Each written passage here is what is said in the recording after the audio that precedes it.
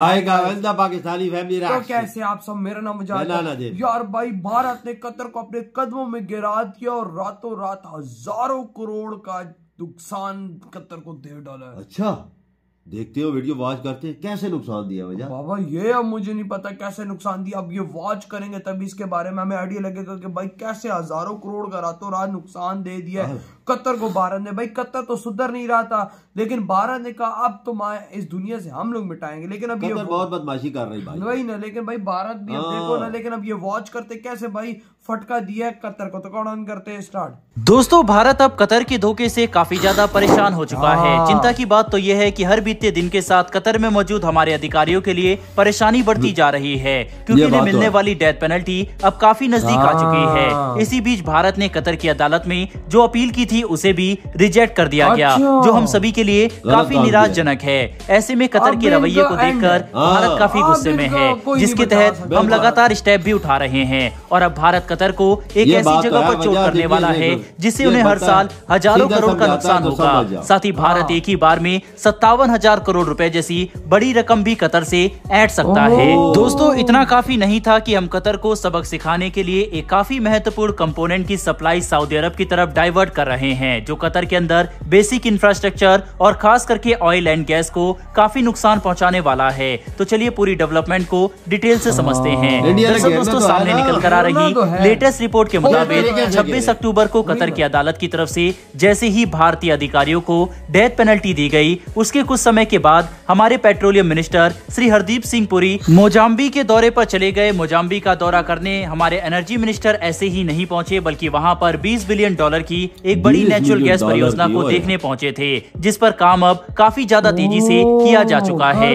ये परियोजना हमारी नेचुरल गैस की जरूरत पूरी करने में निर्णायक साबित होगा। भारत पिछले काफी समय से मोजाम्बिक से बात कर रहा है और लगातार भारत के मिनिस्टर मोजाम्बिक का दौरा कर रहे हैं। दोस्तों, बता दें कि मोजाम्बिक में भारत के $20 बिलियन के इन्वेस्टमेंट से बन रही ये परियोजना हर साल 13 million metric ton natural gas production करने की क्षमता रखती है, जिसकी सप्लाई सीधे भारत तक होगी। इसका मतलब ये है कि अफ्रीका में न सिर्फ भारत का बड़ा प्रभाव बढ़ेगा, बल्कि नेचुरल गैस जैसे महत्वपूर्ण रिसोर्स जिसके लिए हम कतर पर निर्भर करते थे, उसकी सप्लाई चेन भी डाइवर्ट हो जाएगी, जिससे हम कतर पर अपनी निर्भरता खत्म कर सकते हैं। इसके अलावा नेचुरल गैस की सप्लाई के लिए रूस के साथ भी बातचीत जारी है। भारत का ये कदम कतर को हर साल 80,000 करोड़ रुपए का नुकसान पहुंचा सकता है। बता दें कि भारत कतर से अपनी जरूरत का 50% तक नेचुरल गैस आयात करता है।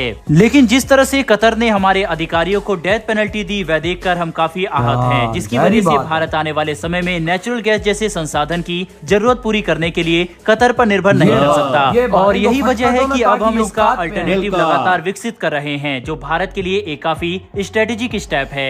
सबसे ज्यादा परेशान करने वाली बात तो यह है कि कतर में मौजूद हमारे अधिकारियों को दी जाने वाली डेथ पेनल्टी अब काफी नजदीक आ चुकी है और कतर की अदालत ने भारत द्वारा दी गई अपील को भी रिजेक्ट कर दिया है।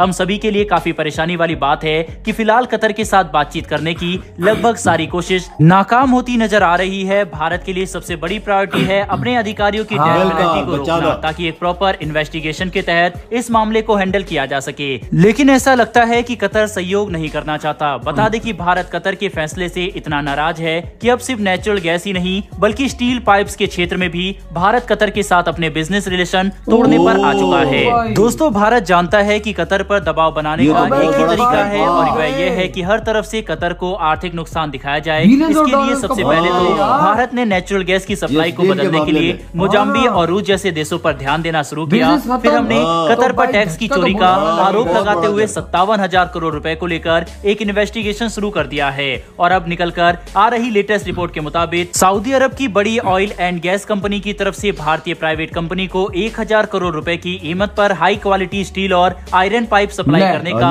कॉन्ट्रैक्ट दिया गया है। ये कॉन्ट्रैक्ट इस साल भारतीय कंपनी को मिला दूसरा कॉन्ट्रैक्ट है। इसके पहले सऊदी अरब की तरफ से ही 4,000 करोड़ रुपए की कीमत पर ऐसा ही एक सिमिलर कॉन्ट्रैक्ट दिया जा चुका है।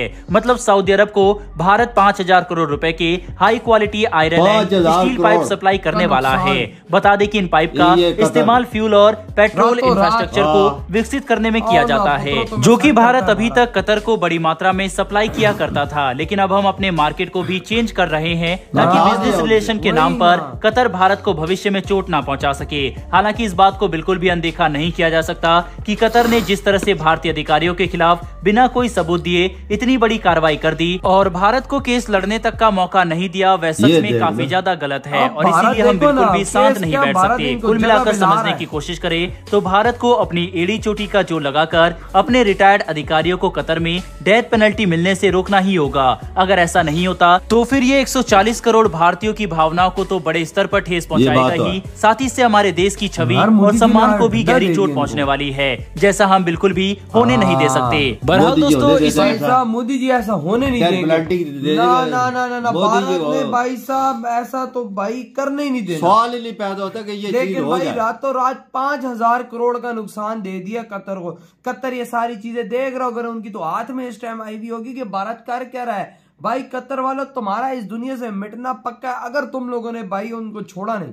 बिल्कुल वजह उनको अगर छोड़ेंगे तो तुम्हारा मिटना पक्का है। छोड़ दो तो उनको बेहतर है, क्योंकि भारत ने ठान ली है कि तुम्हें इस दुनिया का वो नहीं छोड़ेगा। बिल्कुल, किस तरीके पे भी हर तरीके पे घेरेगा, छोड़ेगा बिल्कुल नहीं। देखो गैस के मामले में जो गैस देता वो भी खत्म कर दी। उधर अपने अफ्रीका में सब कुछ $20 मिलियन की सरमायाकारी कर ली, उधर से उधर इन्वेस्टमेंट कर दी, उधर काम चल रहा है भाई साहब। उधर से वो गैस निकालना शुरू कर दी। जो स्टील का मामला था उस मामले में भाई साहब इनसे बिजनेस खत्म करके सऊदी अरेबिया से शुरू 5,000 करोड़ 5,000 करोड़ का 5,000 करोड़ भाई साहब, ये इतना बड़ा झटका है ना कि भाई कतर जगह पे नहीं आएगा कितने दिन। हर चीज, खुराक के दवाइयों के मामले में हर चीज बंद इंडिया निकाल वही ना। लेकिन कतर फिर भी नहीं सुधरा।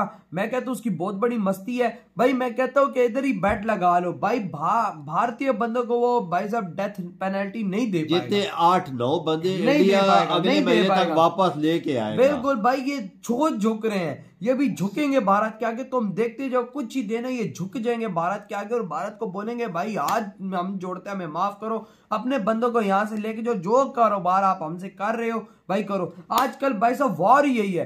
भारत समझो इस टाइम वॉर लड़ रहा है भाई कतर के साथ। भाई आजकल की वॉर कोल्ड वॉर है भाई। आजकल इसी तरह तो चीजें बंद करके अगले को नुकसान दिया जाता है। और किस तरीके पे ना समझे, ये तरीका तो है वही ना भाई। और यही तो मेन तरीका आजकल मॉडर्न वॉर है। यही तो चीज है भाई। आजकल गोली बंदूक नहीं है।